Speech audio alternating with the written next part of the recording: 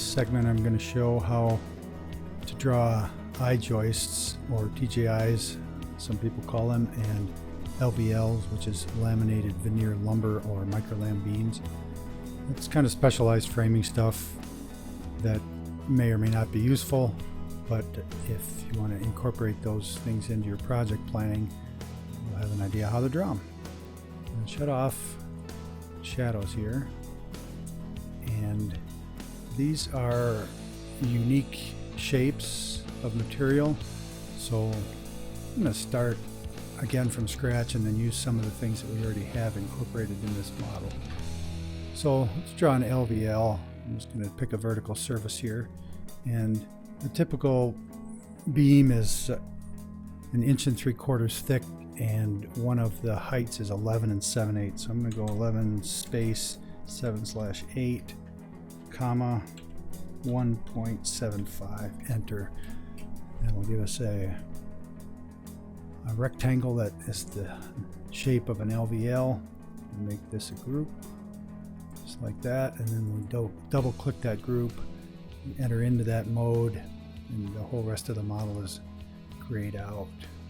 So now we can pull this thing out. Let's just go 120, 120 inches long. And because an LVL is basically a fat sheet of plywood, we'll paint this with the same things that we used on the plywood. So we'll grab the materials bucket here, triple clicked everything, got the eyedropper. I'm going to zoom in and grab the edge of one of these pieces of plywood, paint the whole beam that color, and then we'll go back and we'll just click inside this dotted line, which is the group, deselect everything in there but stay inside the group. Then I'll grab the eyedropper in the face of the plywood and put that on here. And that's pretty much what an LVL looks like. Not a whole lot of work there, but it gives us a thick plywood beam to work with. So let's make an I-joist of the same dimension, and depending on how familiar you are with them, I've used them some but not a whole lot lately, but I do know that they come in different heights and widths depending on the thickness, depending on the strength required. But they come the same height as these LVL beams because they're part of a framing system together. And an I-joist is basically what it sounds like, a joist that's shaped like an eye instead of a solid beam. So let's just go to work on that. The top and bottom chords of these are going to be similar in width and varying in height. But let's go 1 3/8 comma 1.75, which is 1 3/4 inches. So that gives us a profile of this top chord, and I'm going to triple click that or double click it to select it, right click. I'm going to make this a group, and we'll go inside that group and you can see how it's selected. And the way the I-joist looks, it's basically a top and a bottom chord with a web in the middle, and that web is roughly 3/8 by 3/4. So we're going to go 0.75 comma 3/8, and then I'm going to drag, oops. So what I did was I double clicked and it took me into the LVL group, which I didn't want. So I'm just going to draw around this box. Just take the move tool, grab this little box by the middle. What I want to do is index it to the middle of this line so that that notch is centered up. And take the eraser, erase that out. Now what I have is this little U-shaped profile. Actually, I'm going to move this down 0.25 because I think it's too deep. Anyways, so this will work with this profile, and I'm inside of the group. I'm going to do something unusual here. I'm going to make this a group inside of the group. And you'll see why in a minute. So we're going to take this group, we're going to move it and copy it. I'm just going to move it down to the bottom of this. Now with that group selected, I'm going to scale it to -1 to make it the opposite side. So that gives us our top and the bottom chords of this, and in between is going to be the web. So we're going to put another group inside this group. So this part here, oops, every time I click that it goes into the other group. So we'll fix that. I'm just going to move it off of here. Just go over in the green direction 10 inches. Okay, now we got our little group here. And what we have inside here is a group on the top, a group on the bottom, and then this geometry in the middle, which I just double clicked, and I'm going to make it a group as well. So we have one group with 3 groups inside of it. And the reason I did that is so that we can work on this. Let's take this first. This little group, and we're going to just stretch it out 120 inches so it's 10 feet long just because we can.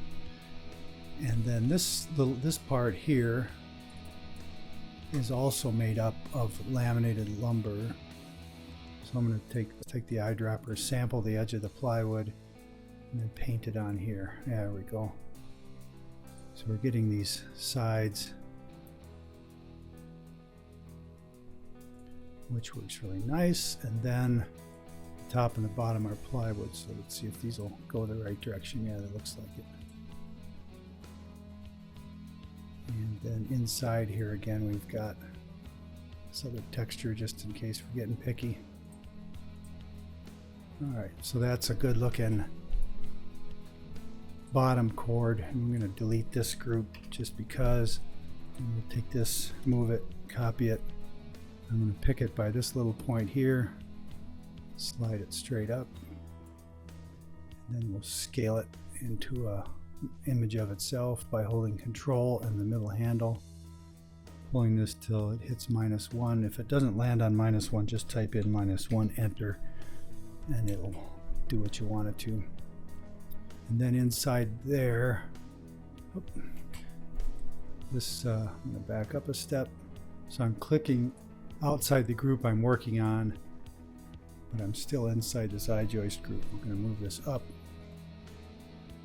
When I scaled it, I wasn't paying enough attention to what I was working on. Okay, so we're going to go into this group with a double click, and then use the board stretcher, go on 120, makes that middle part, and then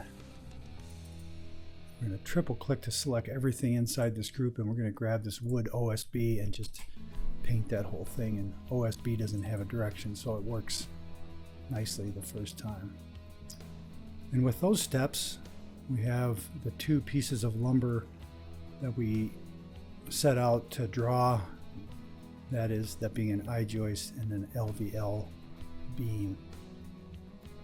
And these things, like other types of lumber worked on in this series, if a person needs different sizes of these we drew at 11 7/8. I'm going to move and copy these, just slide them over here, and then go into this, because these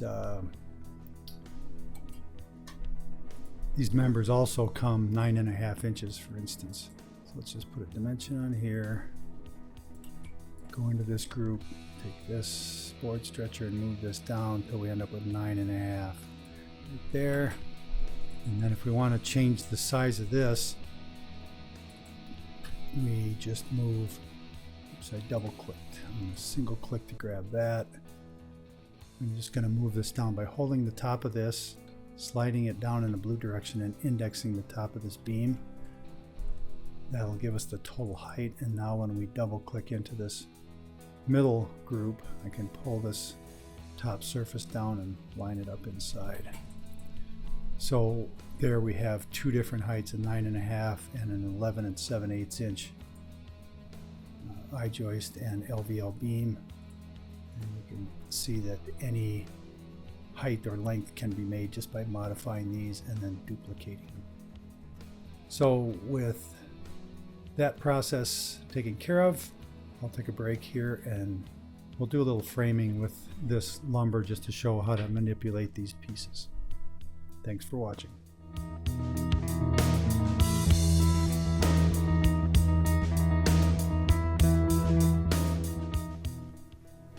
Now that we have an 11 7/8 and a 9.5 inch version of an LVL and an I-joist, let's do some framing with these. Somewhere in the process I noticed that the direction of this grain on the edges of these LVLs changed, so we're going to swing that around here. So we shut off the shadows. Just going to go in and see if we can get that straightened out with the materials tool. Grab the eyedropper and see if we can sample the end. There it goes. Get those straightened out. We'll do the same thing over here. So when we duplicate these, oops, I'm not in edit mode. There we go. Now we're in group edit mode and get those things straightened out. So then when we go to replicate them, they have all the attributes that we want. And we'll do some framing with this. So we're going to open up the dialog box, the layers dialog box here, and let's shut off the ceiling joists and the subfloor sheeting, and let's take the wall sheeting out here too, just so we can work. And we'll replace that framing with some of these LVLs just to give an idea of how to work with this stuff. So I'm taking one LVL and indexing one corner to the other so it lines up, taking the rotate tool, getting it in the blue direction and holding down the shift key to lock it. And let's just swing this 90 degrees. And I'm going to make this one a component, except I want to explode it first. Then I'm going to right click and make it a component so I can name it. LVL ribbon joist. Okay, so we created one of those, and now when we go to we'll take and move this over. We'll get one on each side. Oops, I forgot to hit control, so I'll hit the back key and then add the control. Move this over. And then let's take those two and hold shift to select both, right click, and make a group with those two components in it. And now when we go to edit a component inside the group, let's take the board stretcher here and lengthen these guys out, hold down the shift key and index to the face of this post, so we have two beams that work there. And the notches in these posts are going to be wrong, but we'll fix that after a bit.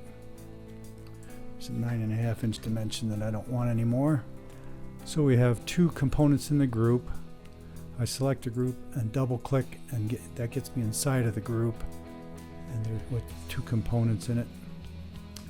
But I forgot to grab one of these joists. I'm going to control C to get that joist in memory, then double click to get inside the group, edit, paste in place. Now when we move this joist, it'll be inside of our group, so we can keep those things working together. And I'm going to explode this one with a right click, and then we're going to make this a component. This is an I-joist, an I-joist joist, I guess it would be. But anyway, so we have two of these components inside this group, and we have one of these. I upgraded them from groups to components so that we can modify them together. So let's just put this, go back, hit control with the move, and then we go 16, enter, and then 12x, x, enter. I hit 12z, so that kind of messed it up. So I'm just going to go back, select, move, control, and we're going to go 16, enter, 12x, enter. There we go. And we actually wanted 14x, enter, so we can do it just like that. And this will be a little bit funky here, so I'm just going to move this one off of layout. Pivot it around so I can see this. I'm just going to index it to the notch we have in that post. Take this joist. Now we're still inside joist and header group, moving these so that keeps things working pretty well. And basically I'm showing how to manipulate and move these things around without a lot of work. And because we made all these joists into a component, I can pick any one and I click inside the component, and inside the component, remember there's 3 groups. So I'll double click to get inside one of the groups. Let's take this web first. By grabbing the end, I can just index to the other side of this beam, and then we'll go inside of this group. Double click that, and I just click once outside and twice inside. And then we can index that to the inside. I messed up my keystrokes there, so it didn't remember to pull them out. But with that operation, we made all the I-joists fit in between the LVLs. And the last thing to do here is to modify the post so the notches fit this new lumber. So I'm just going to take one post, copy it, and move it. And because this is a component, whatever we do to it will happen to the other instances of it. So by double clicking to get into component mode, I can take the push-pull tool. And while I'm moving this face, I hold down Shift and then index to the inside of that joist. That makes that line up nice and clean. And then if we delete that post, copy it again and move it in the other direction. Oops, I forgot to hit Control, so I'm going to go back, hit Control, and then remove a copy of it. Go back in here to edit this, and this time I'm going to grab this other face and move it this way until it indexes to the inside of that. And you can see this little extra geometry, these lines here that we don't need, so let's take those out right now. And delete that post. It was just a working model, and now when we look inside, we can see that the notches line up. If we double click the post again, take the move tool, we can pull the top of the post up and make all those notches fit. And I kind of like doing that part. And to see inside of what we did, I'm just going to select this wireframe option here, Wireframe View, and you can see inside all the various parts and components. You can see if these things weren't lining up. If we, for instance, if we go back into the post and pull that last face out to where it doesn't fit, you can kind of get an idea here and like, oh, wait a minute, I don't have that notch right. So kind of a handy thing. And I'm just going to hit the back arrow here to push that post back where we know it belongs. We'll get out of the wireframe mode and check out the model. So we could go in and add the sheathing back. The floor sheathing is going to be in the wrong place, so let's put that in here. Subfloor sheathing, I put that in. Okay, so here's this layer that's out of place, and we can just move it up if we want. And depending on where you're at in the model, at least the plywood could be added to cover this framing after the modifications. But hopefully that gives an idea of working with LVLs or creating and working with LVLs and I-joists if you wanted that level of detail in your model. And we turn the sun back on here, everything looks kind of groovy. The wall sheathing back on, and that gives an idea of the type of structure and the level of detail that a person can get with using SketchUp and building with bytes before boards. So thanks for watching.